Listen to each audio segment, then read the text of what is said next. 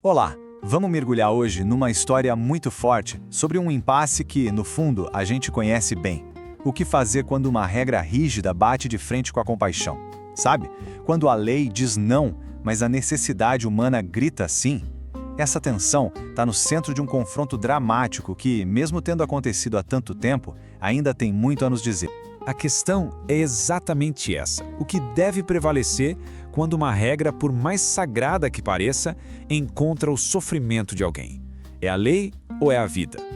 Essa é a pergunta que vai botar fogo na história que a gente vai analisar agora. Primeira parte, um sábado tenso. Nossa história começa num dia de sábado, dentro de uma sinagoga. E o clima, olha, estava pesado. De um lado, uma expectativa silenciosa. Do outro, uma suspeita afiada, só esperando para dar o bote. Vamos imaginar a cena. É sábado, o dia sagrado do descanso. Jesus entra na sinagoga, que era o coração da vida da comunidade. Lá dentro, tem um homem com uma deficiência bem visível, uma mão atrofiada.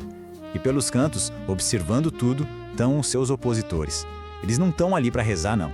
Estão ali para vigiar, esperando qualquer deslize, qualquer coisinha que pudessem usar para acusar.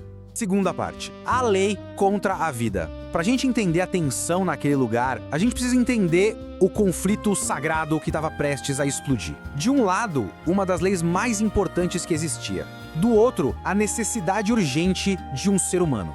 O sábado, ou Shabat, não era uma regra qualquer. Na sua origem, era um símbolo muito poderoso e positivo. Era um presente, o dia em que Deus descansou depois da criação. Um tempo para se conectar com Ele e com a comunidade.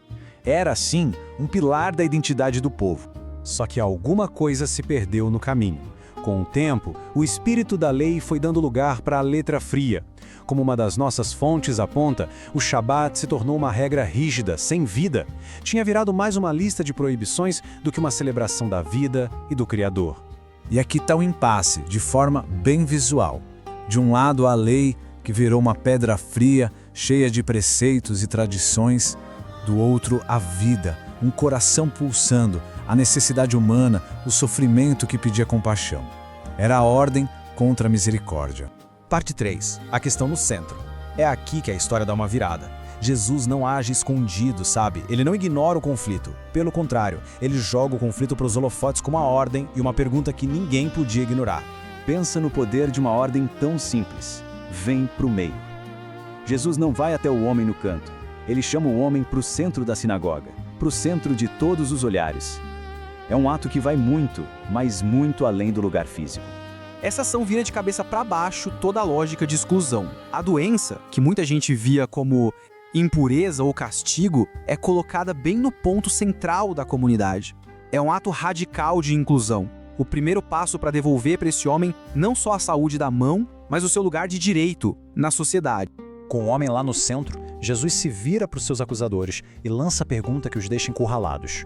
E não é uma pergunta sobre detalhes da lei, não. É sobre moralidade, o básico. É permitido no sábado fazer o bem ou fazer o mal, salvar uma vida ou deixar ela morrer. A lei devia servir para promover a vida ou para ser uma desculpa para não fazer nada. O silêncio deles foi a única resposta.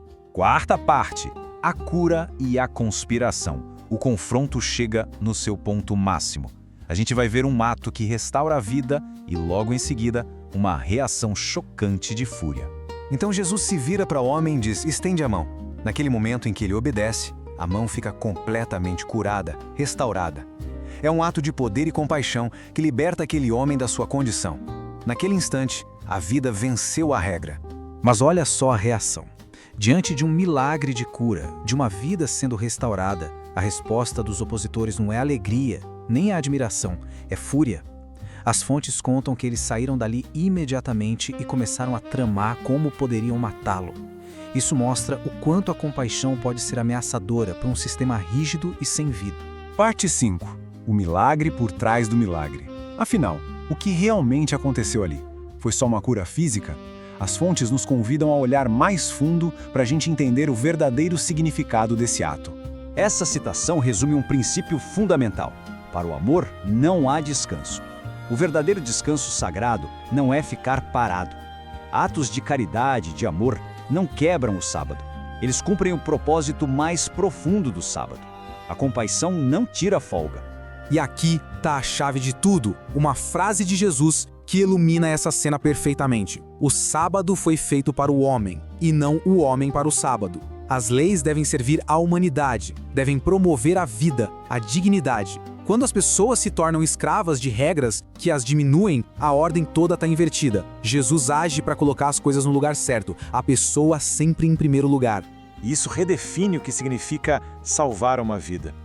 Jesus mostra que existem muitas maneiras de salvar.